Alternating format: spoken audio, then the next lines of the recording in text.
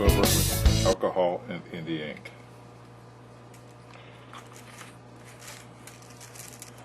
I'm going to let that dry a little bit, and I may have to do a little bit of touching up on the rock itself, and then we're going to go to the other side.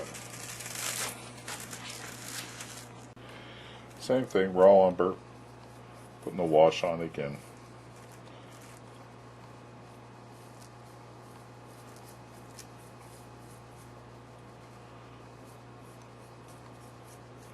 The trick is to get both rocks, because it's on the same piece of ground here, be close to being the same coloring.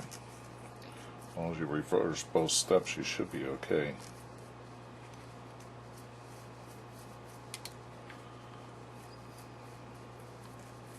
But then I've seen rocks be 10 feet away and be two totally different colors too, especially if you go down through West Virginia.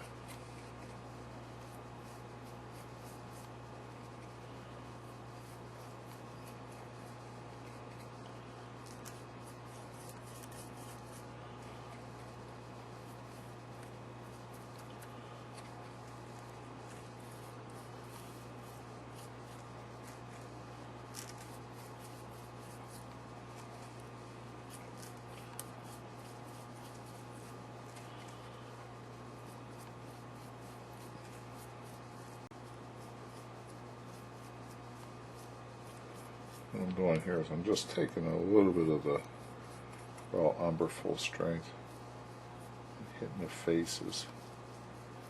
Plaster's taken a little bit different than that plaster down there. That plaster's one day older than what this is, so the coloring is taken a little bit different.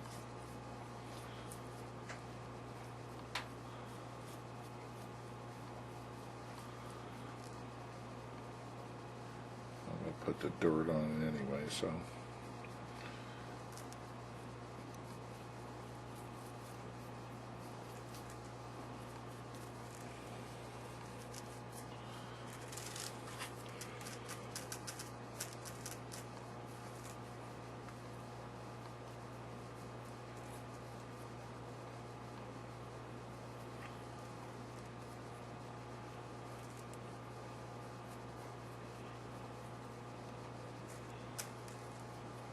this is a dirt with a Dorm's water putty again.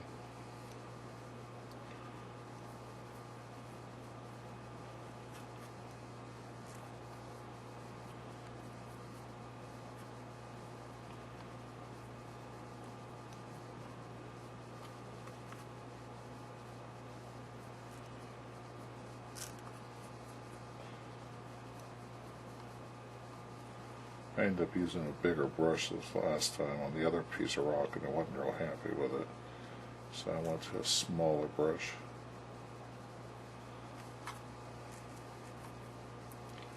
And my brush is getting wet.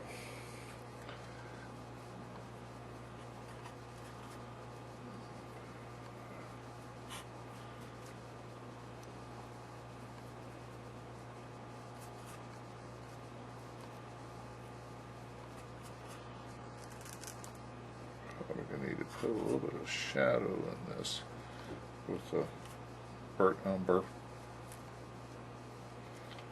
So I see some spots here.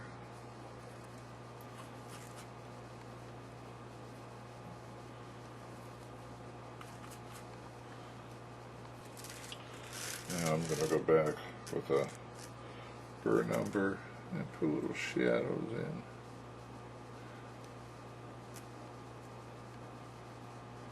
And where there's a big outcropping, since our models, it's kind of hard to get shadows in there. And this is almost like dry brushing. I'm using sort of full strength.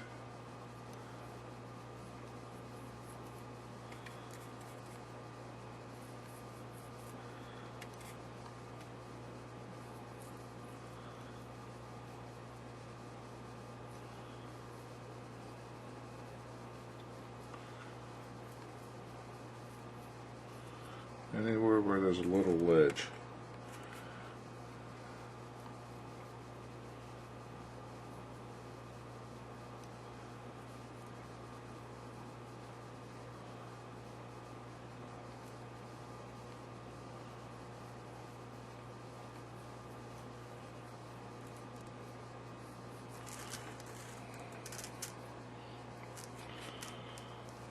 little more.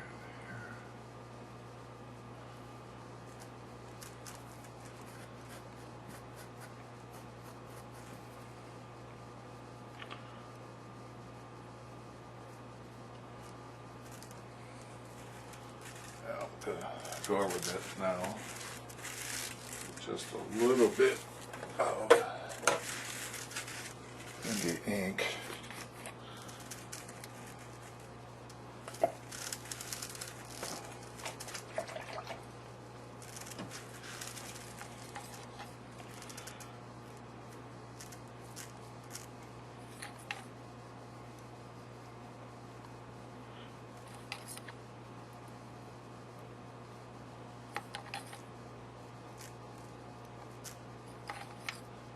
One spot. I found that.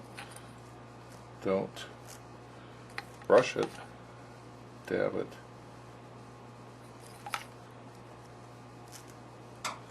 It's okay, I can go back with dirt and put it on there again. It's not a problem.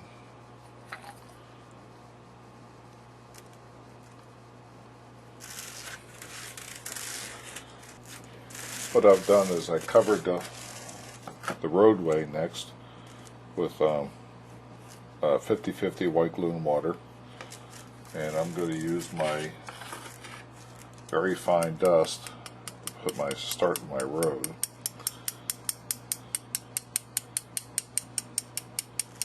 I use a tea strainer like this so that you don't get clumps.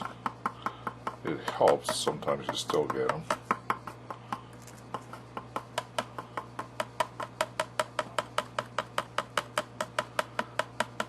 This I'll let set. I won't touch this until it dries. I may put a few ruts in it. This is my dirt road.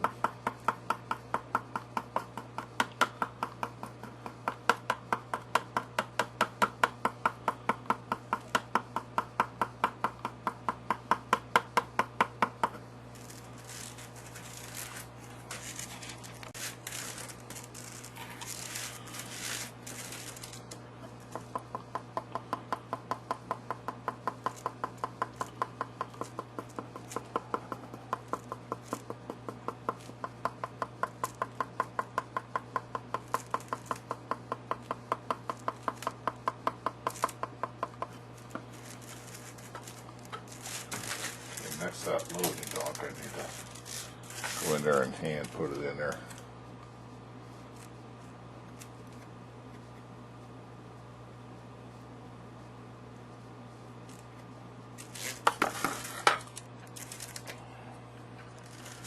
A good old trusty fan brush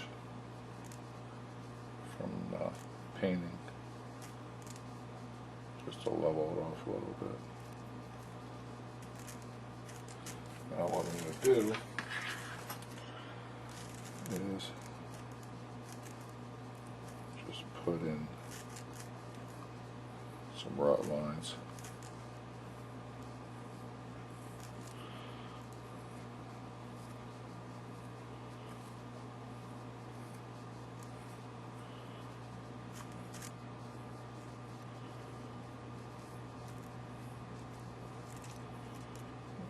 Do is hit this now with a little bit of alcohol.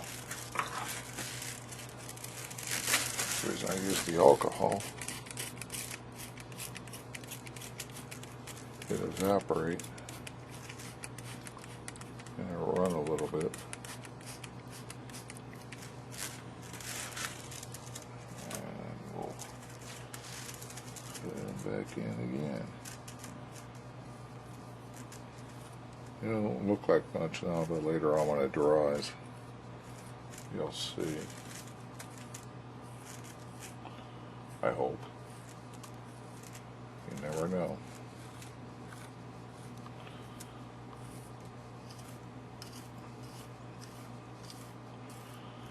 And usually what I do is I go back over it with a bright boy, knock any ridges off, and also make it finer. Because cars will be going up and down here. This is not going to be a lot of big pieces.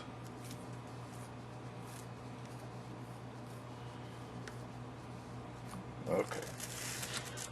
Now we're going to use a little more dirt. Filling. I'm going to hit this with just a little bit of glue. Right along here for my plaster. I'm going to put a little bit of dirt there, but I'm going to also put ground foam. And we're going to put some of this dirt, which has a little bit of rocks in it. This was the commercially available stuff.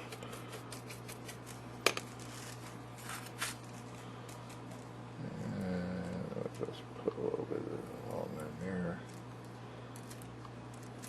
just to help cover that up. This looks like a little bit of talus coming down.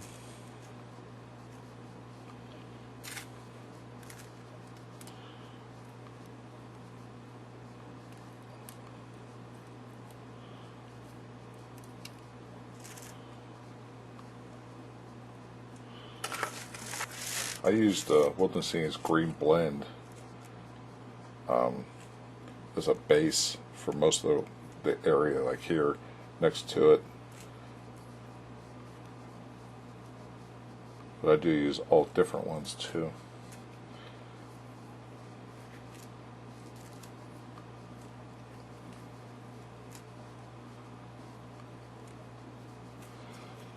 Put a little glue back there. I'm going to put some heavier.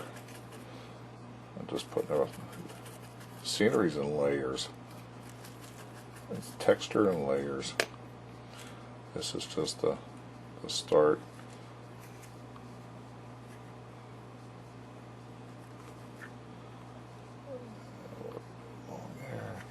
There. Pennsylvania. Top of the rocks. Grass grows everywhere.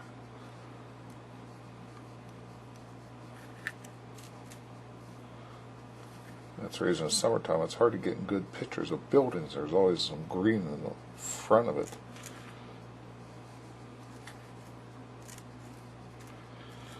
I think we'll put some grass over here. I think we'll put a little bit on the road here.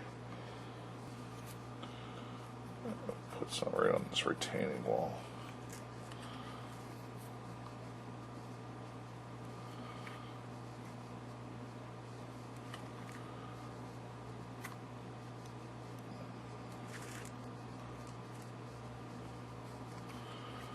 Cover up this up here.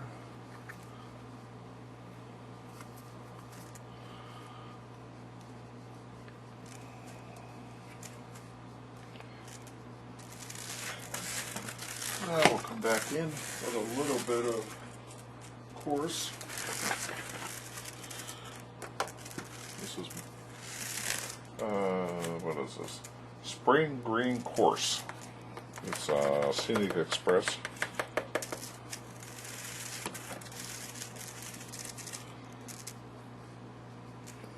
And down around the bottom here.